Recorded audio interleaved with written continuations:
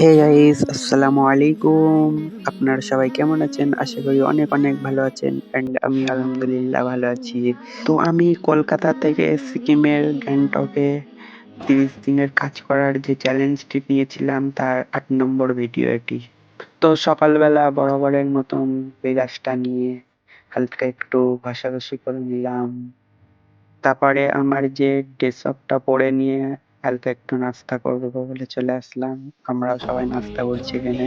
তারপরে কাজের দিকে চলে আসলাম। এই যে এই গাড়িতে এই সাদা সাদা রিং গুলো ভরতে হবে। এই যে ভরা কমপ্লিট হয়ে গেছে। কাজ করতে করতে খিদে লেগে গেল, তাই হালকা করে একটু খাতি চলে আসলাম। তো খাতি আসা দেখি ভাইজানরা সবাই গেম খেলছে।